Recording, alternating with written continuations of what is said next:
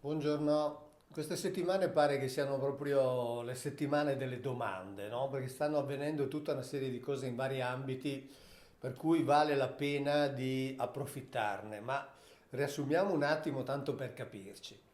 Con la pubblicazione del dossier del Pentagono è cominciata l'era di altre domande sui oggetti volanti non identificati e quindi si è veramente aperto uno spiraglio grandissimo. Ho letto un articolo su National Geographic dove si parla dei drammi che vivevano i piloti americani che quando incontravano certi oggetti e raccontavano di questi loro incontri venivano letteralmente presi per pazzi, venivano sottoposti ad analisi psichiatrica, a commissioni, ogni anno venivano reinterrogati, insomma venivano ridicolizzati dai colleghi. Adesso invece succede che si sta verificando l'opposto, cioè vengono invogliati a parlare, vengono presi sul serio e vengono spinti quindi a raccontare perché è finito, per fortuna, il periodo del negazionismo come ordine da rispettare. Bisognava sempre negare, cioè bisognava sempre dire che quei fenomeni erano comunque o falsi o spiegabilissimi. Ecco, adesso è cominciato il periodo di altre domande, ma ne ho parlato in altri video. È cominciato il periodo di nuovo di altre domande in relazione allo sviluppo della specie Homo sapiens. Sono state fatte delle scoperte che hanno rivoluzionato ciò che si pensava di sapere sul Neanderthal, sulle sue origini che non sarebbero più in Europa ma sarebbero addirittura in Medio Oriente, quindi si è capovolta la teoria sulle migrazioni del Neanderthal, cambiano le conoscenze dei rapporti tra il Neanderthal e l'Homo sapiens. Ma non basta, in Cina è stato finalmente condotto lo studio su un cranio che era stato scoperto, se non ricordo male, negli anni 30 del secolo scorso, naturalmente, e avrebbero definito che si tratta di una specie di nuovo completamente diversa. Cioè, pur essendo contemporaneo del Neanderthal e del Sapiens, è una specie nuova che non si conosceva. L'hanno chiamato l'uomo drago per il luogo in cui l'hanno trovato, non per le fattezze, naturalmente. E quindi anche lì cominciano nuove domande.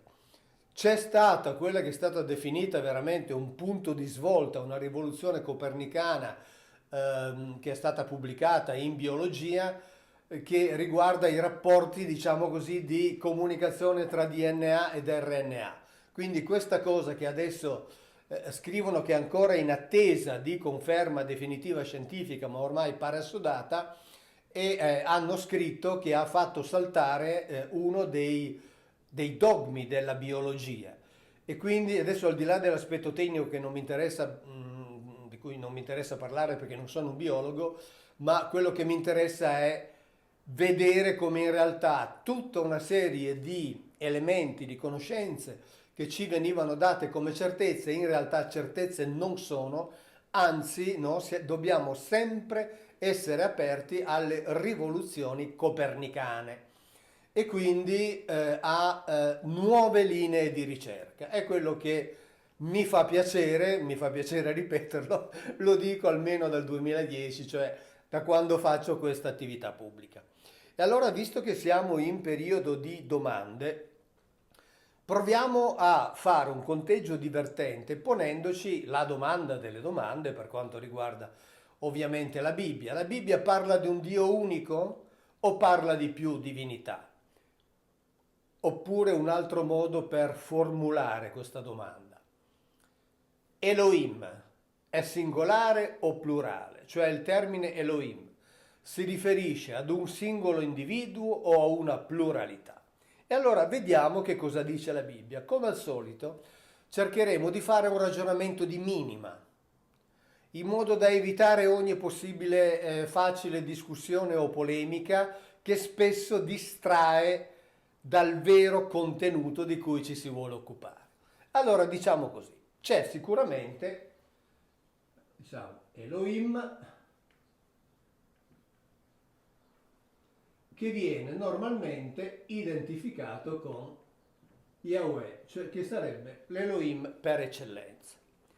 E quindi è l'Elohim di cui parlerebbe il primo versetto della Genesi, quando dice: in principio Dio creò il cielo e la terra. E poi questo Dio viene identificato con Yahweh. Quindi ne abbiamo uno, diciamo, in Genesi per quanto riguarda la creazione. Poi andiamo avanti e quindi facciamo sempre lettura biblica, sempre in Genesi, però nel capitolo 3, al versetto 22, ad un certo punto questo Elohim, che dopo aver creato, secondo la tradizione, l'universo, avrebbe anche fabbricato l'uomo, quindi continuiamo sempre a mantenere il numero uno, cioè lui, questo Elohim a un certo punto, dopo che Adamo ed Eva fanno certe cose, dice: ecco, l'uomo è diventato come uno di noi. Ora qui uno di noi, come dire, ci fa pensare che siano più di uno, che fossero più di uno, anche perché gli esperti, gli esegeti che dicono che Elohim, pur essendo plurale, è singolare, indubitabilmente singolare, non è mai un plurale di maestà, cioè loro non parlano mai col cosiddetto plurale maiestatico. Quindi quando dice uno di noi, stando alle parole degli esperti, deve riferirsi almeno a più di uno. Facciamo così, diciamo che noi sono almeno due, però cerchiamo di essere buoni nei confronti degli esegeti monoteisti e mettiamone uno in più fra parentesi, e siamo sempre in Genesi. Ne mettiamo uno, ma lo lasciamo ancora fra parentesi, così almeno non andiamo troppo contro quella che sarebbe la tradizione. Poi andando avanti in Genesi 6, quando si parla del diluvio, si dice: c'erano sulla terra i giganti a quel tempo e anche dopo, quando i figli di Dio si univano alle figlie degli uomini. Figli di Dio sono figli di Elohim. Ma i figli di Elohim cosa sono se non Elohim? I figli dell'uomo sono uomini, i figli di Elohim sono Elohim.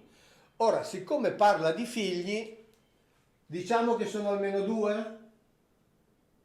Mi capite che sto facendo veramente un ragionamento di minimo.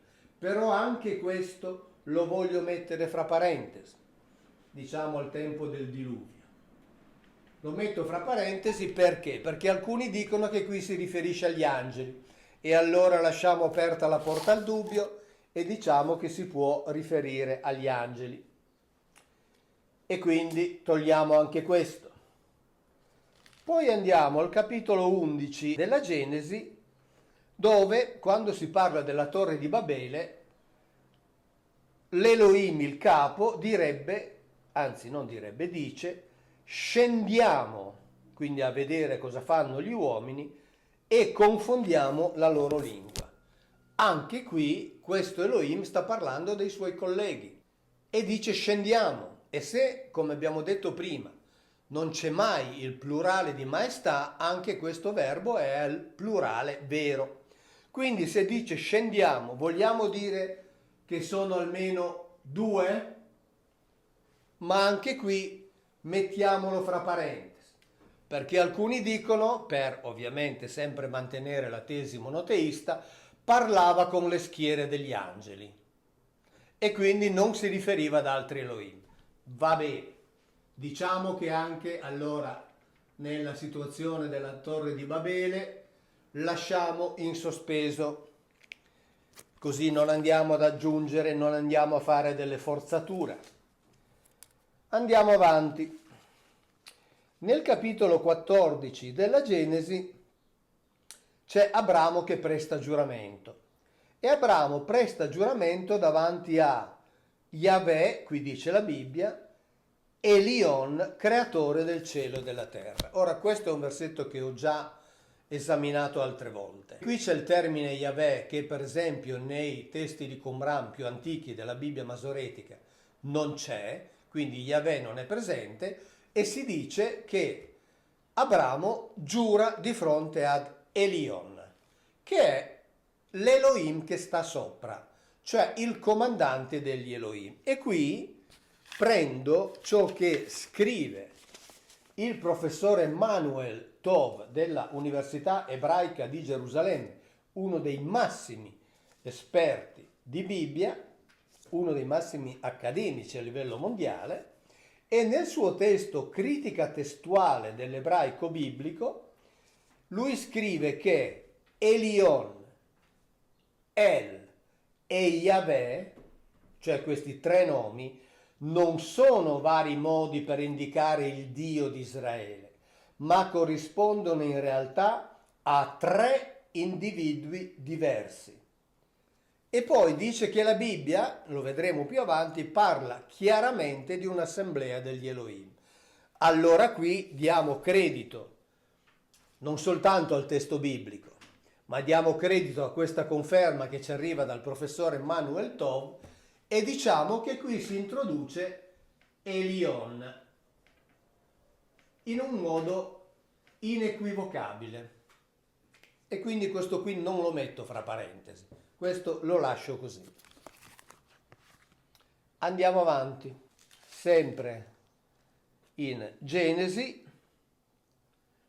Quando Yahweh va a trovare Abramo per avvertirlo di ciò che sta per succedere a Sodoma e Gomorra, Abramo si stava riposando presso la sua tenda e dice alzò gli occhi e vide che tre uomini stavano in piedi presso di lui. E poi si scopre che uno dei tre era Yahweh e gli altri due erano suoi due collaboratori. Ora questi, guardate, non li segno nemmeno. Non li segno nemmeno perché, diciamo, si dice che sono angeli e va bene. Quindi diciamo che non appartenevano alla schiera degli Elohim, però in ogni caso si parla di più individui. Però, siccome sto facendo un ragionamento di minima, non li segno nemmeno. Così non creiamo equivoci. Nel capitolo 31 di Genesi si narra della vicenda del contrasto tra Giacobbe e suo suocero Labano. Io ovviamente vi invito a leggere il capitolo 31, cosa che non faccio qui, ma ad un certo punto diciamo che i due ricompongono la contesa e decidono di non farsi guerra. E allora costruiscono un cippo di pietre e lo definiscono come confine. E qui c'è scritto che quando fanno il giuramento, siamo nel capitolo 31 della Genesi, c'è scritto l'Elohim di Abramo e l'Elohim di Nacor, che è l'altro ramo della famiglia di Abramo, siano giudici tra di noi. Quindi, se vogliamo considerare che l'Elohim di Abramo è questo, qui si aggiunge un Elohim che è l'Elohim di Nacor. E su questo non ci sono dubbi. Quindi ne aggiungiamo un altro. All'inizio del capitolo 32 si narra che, finito questo giuramento, quindi stabilito che appunto ognuno se ne starà nel suo territorio e non attraverserà quel confine con intenti bellicosi, Labano si alzò di buon mattino e se ne andò. Mentre Giacobbe andava per la sua strada, gli si fecero incontro gli angeli degli Elohim. Giacobbe al vederli disse: questo è l'accampamento degli Elohim, e chiamò quel luogo Mahanaim, che significa due accampamenti. Se noi leggiamo il commento che Rashid Troai, uno dei massimi, l'ho già detto più volte, esegeti ebrei di tutti i tempi, dice di questo versetto, dice che Giacobbe ha visto i due accampamenti che tutelavano il confine dalle due parti. Quindi abbiamo due accampamenti di Elohim. Ora l'accampamento a cosa ci fa pensare? Accampamento. A tende, comunque insomma, dimore, dove ci stanno più individui. Ma facciamo sempre ragionamento di minima. Si dice che ci sono due accampamenti? Mi sento un po' ridicolo, ma spero che mi capiate, che mi seguiate in questo. Diciamo che un accampamento era costituito da una tenda con un Elohim e l'altro accampamento era costituito da un'altra tenda con un altro Elohim. Quindi abbiamo 1 più 1 accampamenti. E su questo non ci sono dubbi. In Genesi 35 Elohim disse a Giacobbe: alzati, sali a Betel e abita là. Costruisci in quel luogo un altare all'El che ti è apparso che ti si è fatto vedere quando fuggivi lontano da Esaù. Quindi qui c'è un Elohim che dice a Giacobbe: costruisci un altare a quel El che hai visto quando eri in fuga. Quindi se questo Elohim è Dio, non dice fammi un altare, ma dice fai un altare a quell'altro El, a quello che hai visto, o meglio a quello che ti è venuto incontro quando eri in fuga. E qui abbiamo un altro El di Giacobbe. E ricordiamo ciò che ha detto, ha scritto il professore Manuel Tov: El, Elion, Yahweh sono tre individui diversi, quindi siamo perfettamente autorizzati anche dalla massima autorità nell'esegesi ebraica a indicare questo come un El diverso. Andiamo avanti in questo giochino che tutto sommato è anche divertente, perché ci aiuta a capire come di fatto ci hanno ingannati. Nel libro dell'Esodo, nel capitolo 15, al versetto 11, si dice chi è, ed è Mosè che lo dice, chi è come te fra gli Elohim, o Yahweh? Chi è come te fra gli Elohim? E Mosè dice questo a Yahweh. Allora cosa vuol dire? Che Yahweh è messo in mezzo ad altri Elohim, paragonato con loro per definirlo ovviamente superiore.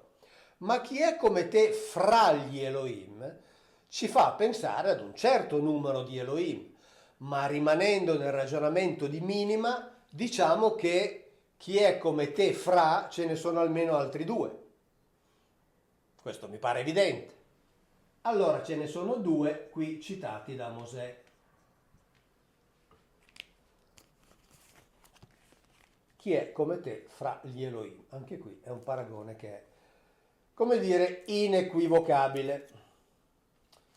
Ma questo paragone trova un parallelo nel libro dell'Esodo, nel capitolo 18, dove Ietro, dopo aver sentito, diciamo, le grandi opere che Yahweh ha fatto a favore del suo popolo in Egitto, dice: ora io so che Yahweh è più grande di tutti gli Elohim. Tutti gli Elohim. È più grande di tutti. E Mosè dice: ma chi è come te tra gli Elohim? Allora anche qui continuiamo in questo ragionamento di minima e diciamo che Mosè e Ietro si riferiscono agli stessi due, scusate mi viene da ridere, ma agli stessi due Elohim, e quindi lasciamoli così, non ne aggiungiamo. Diciamo Mosè e Ietro si riferiscono ad almeno altri due Elohim, visto che fanno il paragone dicendo l'uno chi è come te fra gli altri e dicendo l'altro tu sei il più grande di tutti gli Elohim. Ora questo tutti è evidente che si riferisce ad alcune decine, però noi stiamo facendo il ragionamento al ribasso e andiamo avanti. Nel capitolo 20 dell'Esodo Yahweh dà i famosi comandamenti e dice: non avrai altri Elohim davanti a me. Altri, il che vuol dire che ci sono. Ovviamente altri significa possibilità di averne diversi. E allora facciamo così. Rimaniamo all'interno della caratteristica di questo ragionamento. E diciamo che quando si riferisce ad altri si riferisce vagamente a questi e quindi non aggiungiamone altri, non aggiungiamoli, così andiamo avanti tranquilli nel nostro conteggio, però ci stiamo capendo. Nel libro del Deuteronomio, nel capitolo 6, Mosè dice ai suoi: non seguirete altri Elohim, Elohim dei popoli che vi staranno attorno, perché Yahweh, l'Elohim tuo, è un Elohim geloso. Quindi qui Mosè dice non ne seguirai altri. Ora è difficile quantificare, ovviamente, ma di certo non ne seguirai altri vuol dire che ce ne sono almeno altri due. E questa volta però li aggiungiamo, perché altrimenti, allora, due diversi. E qui è Mosè che lo dice, non seguirai altri Elohim. Sempre in Deuteronomio, nel capitolo 13, qui c'è l'invito e si dice: qualora il tuo fratello, figlio di tuo padre o figlio di tua madre, insomma qualora un tuo familiare ti inviti a seguire altri Elohim, lo devi uccidere. Allora, facciamo così. Continuiamo a essere buoni nei confronti degli esegeti monoteisti e diciamo che quegli altri ai quali tu potresti essere indotto a prestare servizio sono sempre questi due diversi, e quindi non aggiungiamo un altro numero, lasciamo quei due lì. Qui siamo nel capitolo 32 del Deuteronomio e al versetto 12 si dice che quando Yahweh ha ricevuto in assegnazione da Elion il popolo di Israele, dice se ne occupò da solo, non c'era con lui alcun Elohim straniero. Quindi vuol dire che ce n'erano altri. Ma anche qui continuiamo a essere buoni e diciamo che stanno sempre dentro questi due. Ok? Quindi non aggiungiamo un altro numero. Tra l'altro la cosa è riconfermata al capitolo 17 quando Mosè lamenta che alcuni dei suoi hanno sacrificato anche a degli individui che non sono Elohim e hanno sacrificato a Elohim che non conoscevano, nuovi venuti da poco. Cioè c'erano degli Elohim nuovi venuti da poco, che quindi dobbiamo pensare vanno oltre questi qui che invece erano già conosciuti. E siccome dice che erano Elohim nuovi venuti da poco, quindi al plurale, diciamo che ci sono almeno altri due Elohim che sono arrivati su quel territorio magari con l'obiettivo di trovare un popolo da cui farsi seguire, quindi due nuovi.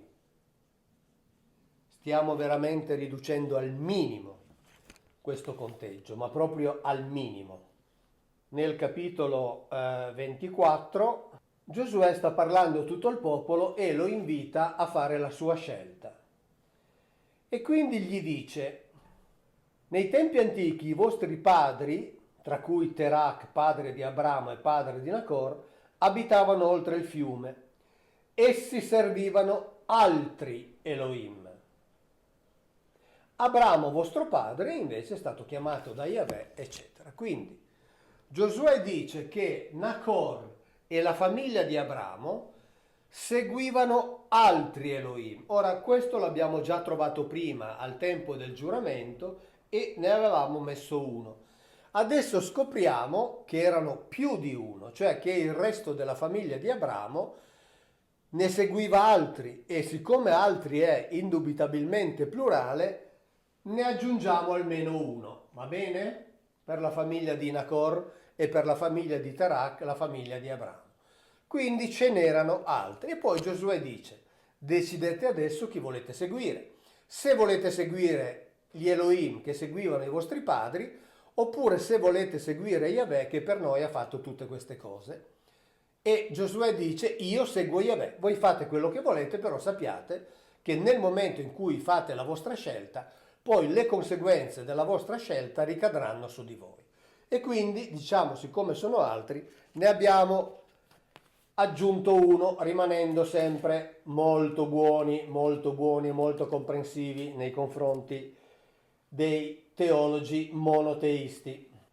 Nel libro dei Giudici, al capitolo 16, nel versetto 23, si dice: ora i principi dei Filistei si radunarono per offrire un gran sacrificio a Dagon, loro Elohim.